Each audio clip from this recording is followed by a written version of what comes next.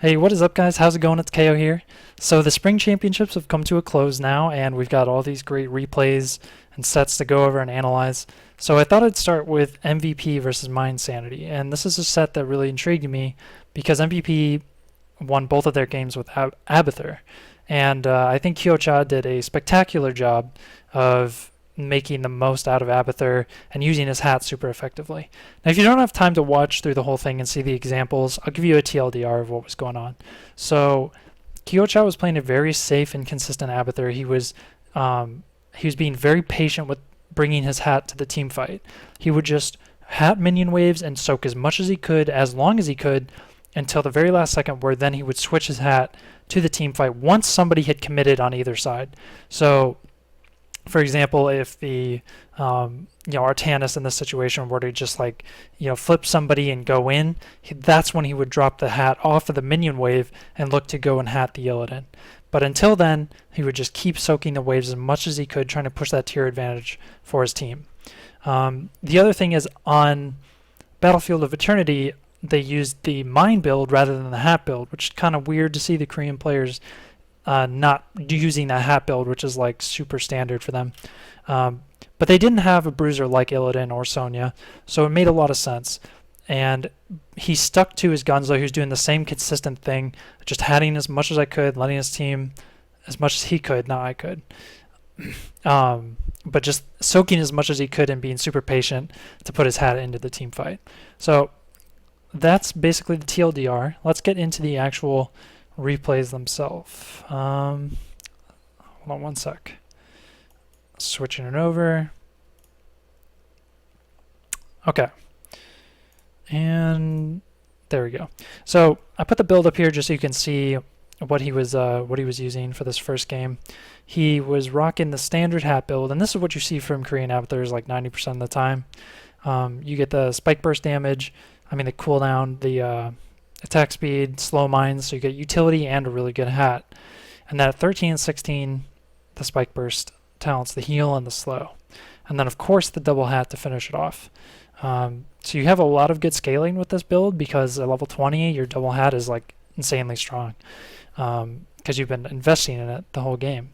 So let's actually get this started here. So right from the get-go, something kind of cool is going on. You'll see MVP is going to go for this bottom fort, while Mind Sanity is going to go to choose the top fort. So normally this would be just an even trade, but because they have Abathur, what you're going to see happening is Kyocha is going to be getting the soak from the top wave while these guys push bottom. So they're going to get a nice little advantage off of this, as well as the fact that Falstad has to come down here earlier. And so these guys, Mind Sanity is going to be a lot slower to finish this fort. So just speed this up a little bit. You can see he's going to start, he's hatting this, he's getting all that minion EXP, doing a really good job. He's putting some mines down here to stop the rotation, or when he comes you can see the flying Falstad proctor on the mines, kind of a silly interaction, but now he's down here and MVP is just going to be cleaning up the fort, kind of pressuring him out a little bit, and Mind Sanity is going to take a little bit longer to get this fort down. So let's fast forward a little bit until we get to the temples, but you can see the nice little lead that they've gotten off of that.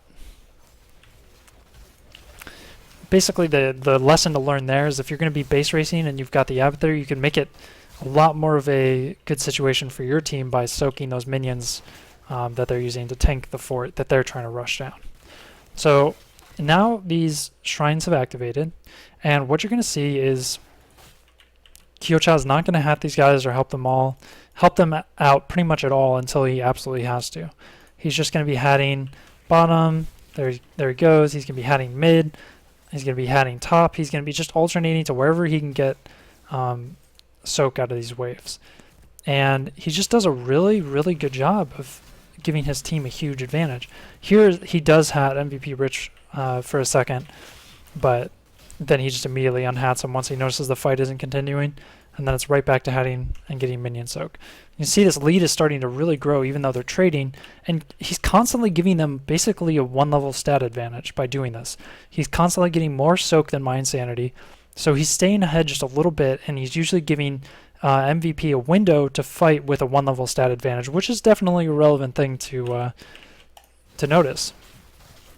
So this is a good situation of, okay, a fight has actually engaged, and you can see how there was a little bit of a delay to get the hat on Rich. That's because as soon as that happened, he had to cancel the hat first, then he would come up here and he's like, okay, I'm going to hat Rich now. So, and MVP does a great job as a team. It's a two-way street, right? The team has to play around Abathur as much as Abathur has to play around the team. So MVP is being really patient in terms of just waiting for the right moment to actually commit to that fight with the hat. They're not just kind of going in all in because they know it's going to take an extra second for Kyocha to get the hat on them. So they're going to get a pretty juicy advantage out of this. Meanwhile, Abathur is going to continue just soaking wherever he can. There he goes. Really, the story of these games is just Kyocha sitting behind a wall, just heading minion waves all game until he absolutely has to hat, Rich. So more of that good old stuff going on. Fast forward a little bit more. So one thing in between hatting the waves that you want to keep in mind is when you're placing mines, you want to be keeping in your head constantly, okay, where's the next objective going to be? Where are the rotations that the enemy team has to have?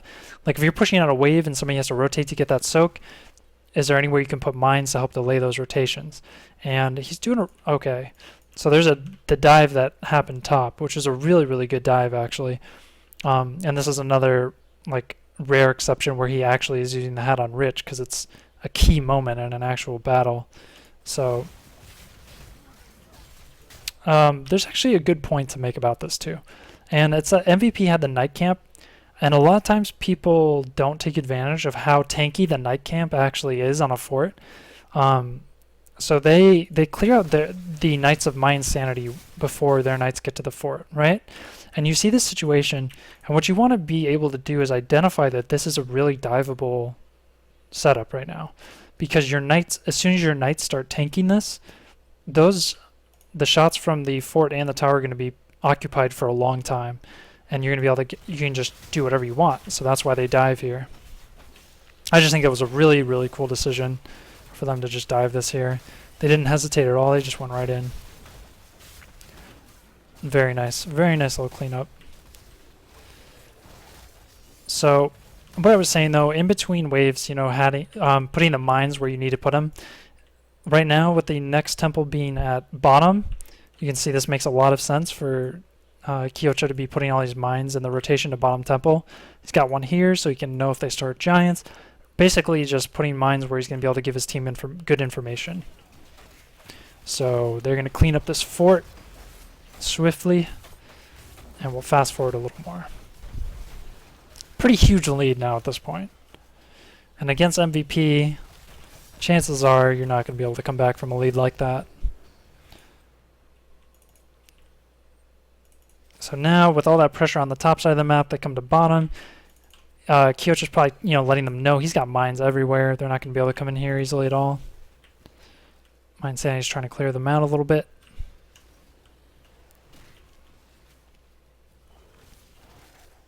And with that 10 advantage so close, they basically just have free reign on the map. Pretty out of position there by Hasuabs. But either way, they're in a really hard position right now, so somebody's probably going to get caught. But all these mines and stuff give them the freedom to do boss. They're very close to 10 as well, so that's coming up for them. And all this time, he's just been heading the waves, getting as much soak for his team as possible. After they get this boss, there's not really much else to see in this replay, specifically with Abathur plays. Basically, he's going to get the Ultimate Evolution and be using Ultimate Evolution on Greymane. Greymane's just a godly clone target. And then he's going to be hatting Illidan after that. Early clones and then hatting Illidan. Alright, so they push this. My Insanity tries to do the cheese with the Medevac into the keep and do that. But I'm not going to talk too much about My Insanity strat during this game. I want to focus more on the Abathur specifically. So what I'm going to do is I'm going to switch it back over to the screen I had up before. Let me just fix this real quick. Okay, so this is going to be the setup for Battlefield, just to refresh your memory on the picks. And let me load up the replay while I'm doing this. Sorry, there's like a lot of stuff open and I'm pretty new to this, so production quality. Oh no, okay. Oh god. Battlefield, come on. Load up. Save me.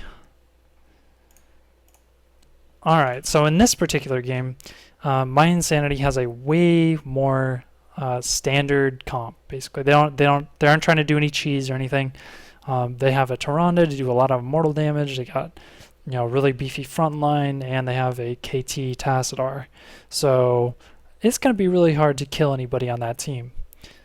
And the thing I want to point out for MVP in this particular game is that basically what their strategy is to set up patiently in a defensive formation around their immortal and just let Abathur do his thing and just constantly soak the waves.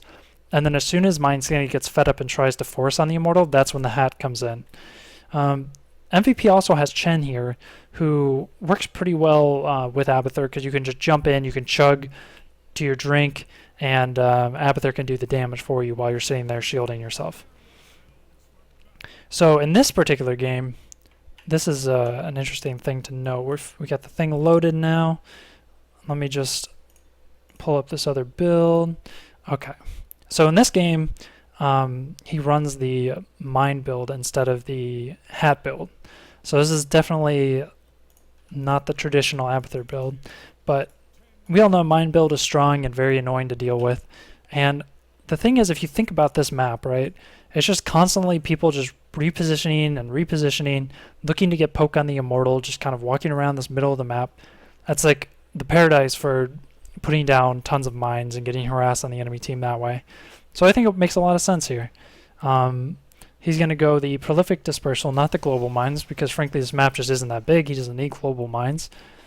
And he's just going to do his soak thing, and it works out really, really well. So in the early game, the strategy I think for Abathur here is we're trying to sniff out the rotations with mines, and as soon as he knows where the rotation is headed, that's when he can instead hat the other lane and help them counter push wherever the opposite side of the rotations. So here they go top. He does hat Shen here, but I think it's just to make sure he stays alive. But you're going to see immediately he's going to be hatting bottom. The rotation's up there, so we're going to push out bottom. And as soon as they all go bottom, we're going to switch back to hatting top and help push out top and harass the Tassadar down. But let's fast forward a little bit to get to the good stuff, the immortal phase. And MVP Black just plays this so patiently. It's pretty cool. So, okay, the immortals have now spawned. And we can see... Let me just slow this down a little bit. So MVP is just going to set up, and they're basically just going to keep tabs on the enemy. This is just an information game. They're going to hold this spot, and they're going to say, okay, constantly keep vision on My Insanity, know where they are. If we lose vision of My Insanity for a while, that's when we're going to poke into their immortal to punish them if they're trying to do something like take some camps or like cheese down a tower or something like that. But other than that, they're just going to hold their ground up here. Make sure My Insanity can't do damage. Meanwhile, Abathur's just going to be hatting the waves and soaking. So I think we're going to see right here they do their first push into the bottom, try to get some damage on the enemy immortal because they haven't seen them in a while.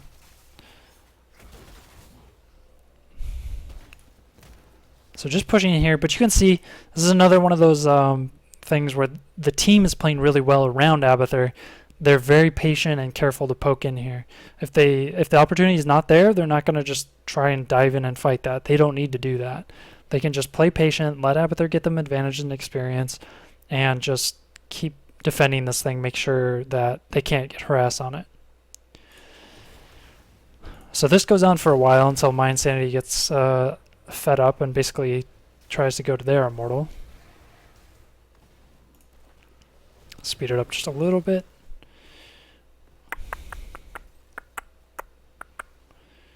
Okay. Man, it is so hot in Arizona today.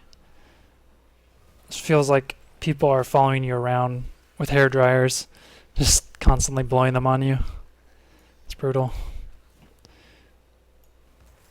Okay, so as you can see, it's probably one of the slowest first immortals in a game ever, but that's because both teams are just making sure the other team can't get in there and do damage. So now MVP goes in on the top, snipes a couple towers, but Mind Sanity is doing good. They're a little bit ahead in the experience now, so that's good on them.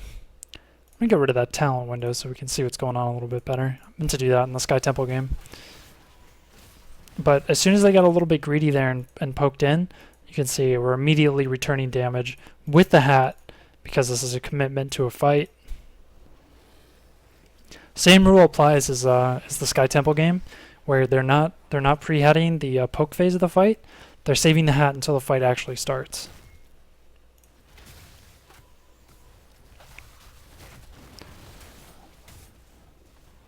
So I got some good damage on Mind Sanity there, and now they're going to go down here and actually commit to it. So I got the fight going on with the hat. Chen is just, I think this is a really cool thing too. They have Chen with hat versus Tyrande, and Tyrande doesn't really have a good way to get away from that. She's just getting jumped on constantly by the Chen, and the Chen is doing a lot of damage, especially with the hat. So it's a really nice combo. So they are able to win that, and then they're just going to burn the Immortal, push the phase, and back out. One thing to note with this build, even with the Mind talents, at 13 and 16 they still go the heal on W and the slow on W, and then Hive Mind at 20. So that part doesn't change. It's kind of interesting that they opt not to get the Locust talents at 13 and 16. I think also at level 1, Chen could have got the, or Abathur could have gotten the W talent at level 1 for Chen. I'm not really sure what I think would be better there. It's a hard decision. And MVP just doing such a good job of team fighting with the hat. Taking advantage of it every chance they can. So this is one of the rare times that Kyocha has actually pushed up a little bit outside of his walls. And that's because they literally killed somebody and they know where everybody is. But that's what I mean. Like he's not being risky at all with his positioning. Not trying to do any kinds of crazy body soak type of stuff. He's mostly just using his hat to soak lanes. I think that's cool. Alright. Okay, so they get the Immortal here. They're going to go ahead and push with it. We'll try to let's see how far ahead they get here. This might be that might have been the last thing I really wanted to show from this replay. I think it's just cool to note like how infrequently that Kyocha actually leaves from behind the gates. He's just playing such a patient style. Okay. And now they've got the basically full level lead, a little more than a full level lead. So let's try to get through one more Immortal phase just to see one more example of how they play this. If you're in like a solo queue though, for example, and you're picking the Abathur on this map, tell your team, let them know, you know, just say, guys, just play defensively, defend our Immortal, let me soak. Let me just abuse the strengths of Abathur. Communication is important.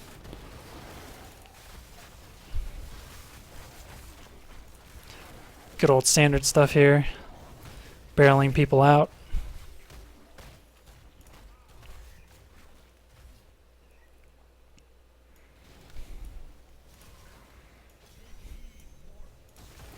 And here we go. We got the last Immortal phase here.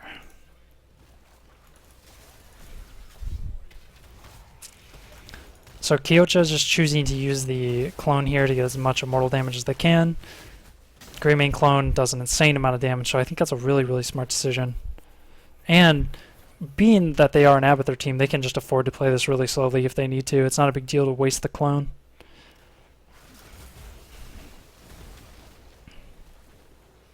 You can already see, that's what I mean, like they wasted, they have no problem just backing off and saying, okay, let's just wait a little while. They're not going to be able to push in. Abathur just keeps pushing and soaking and doing his thing, and we're just very patient, waiting for the right opportunity. See, now they're going to be pushing into under the Immortal, Okay, this is MVP's turn to fight. This is when they can actually do something.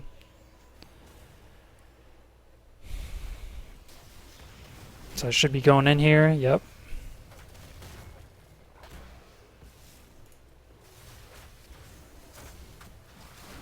Looking for that opportunity.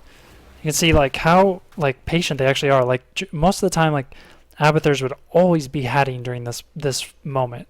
But Kyocha waits until there's definitely a fight going on.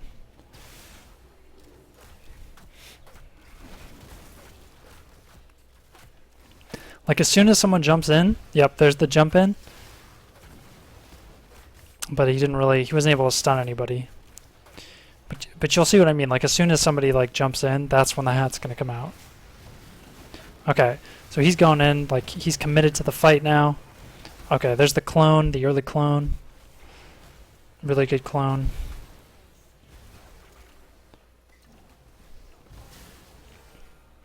Early game it's going to be a hat, later in the game it's going to be a clone as soon as the fight starts.